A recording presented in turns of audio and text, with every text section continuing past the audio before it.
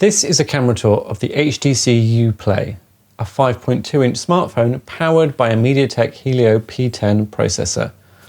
There's a 16 megapixel camera at the rear and a 60 megapixel camera at the front, which features HTC's UltraPixel mode.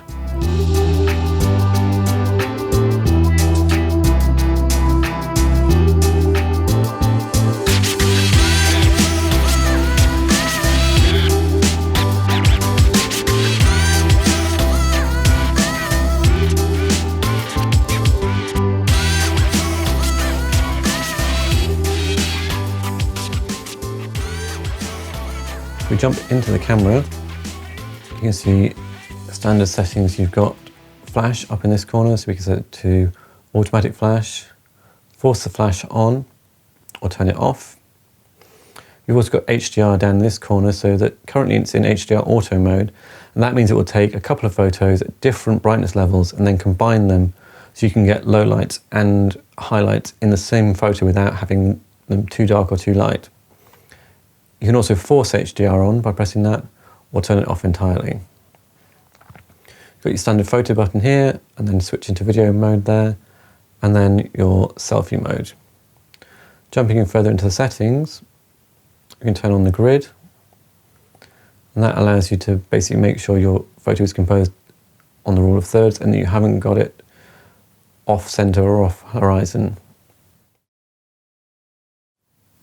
Once you touch on the screen, you'll set the focus. You can also specify the brightness level by sliding up and down.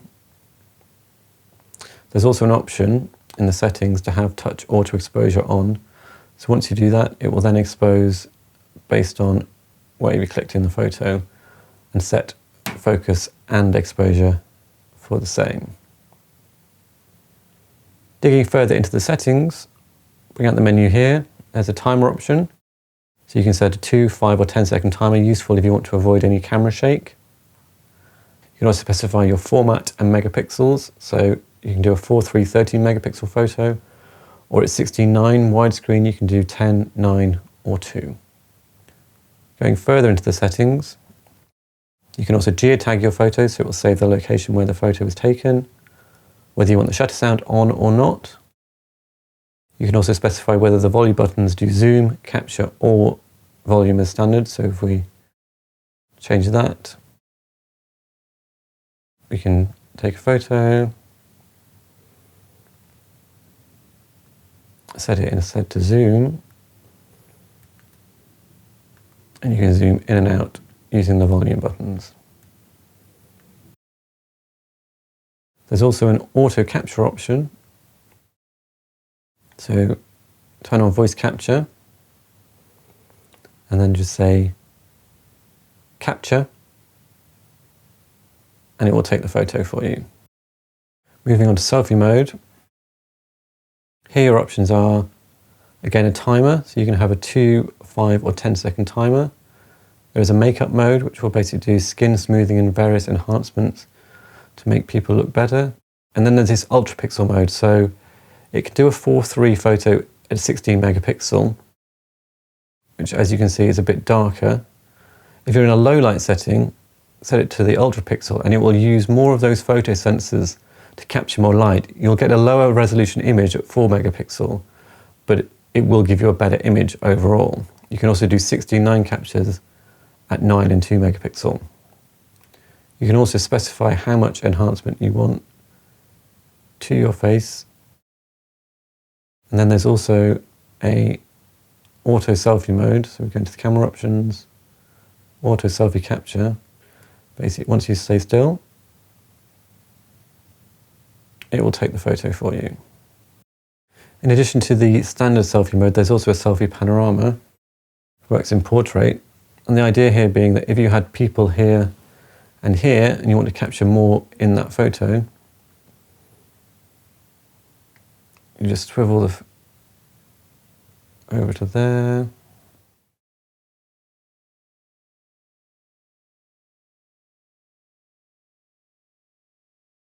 And it will then stitch the photo together, giving you a much wider photo. As well as your traditional still photos, you can also take moving pictures with this Zoe camera. That allows you to take photos with motion in them. So if we place this here, here's your countdown. And you can see that the photo has captured the motion as well. And it loops. And then in addition to the standard photo option, if you want more control, you can jump into Pro mode. So you can jump in and change your white balance, change the tint of the photo, exposure compensation to make it lighter or darker. If you want to introduce some blur, or you're trying to take something that's happening in high speed and you don't want blur, shutter speed, so you can specify that manually. You can also alter your ISO in combination with your shutter speed, so you can make sure that you're getting the right mix between those two. There's also focus, so you can manually focus on an object, so you can choose where you want your focus to be in the frame. You can also specify custom scenes, so if you have one that you like, you can set it up here. And then there are some presets, so there is a macro photography preset, so you want to do something close up, you can take that there.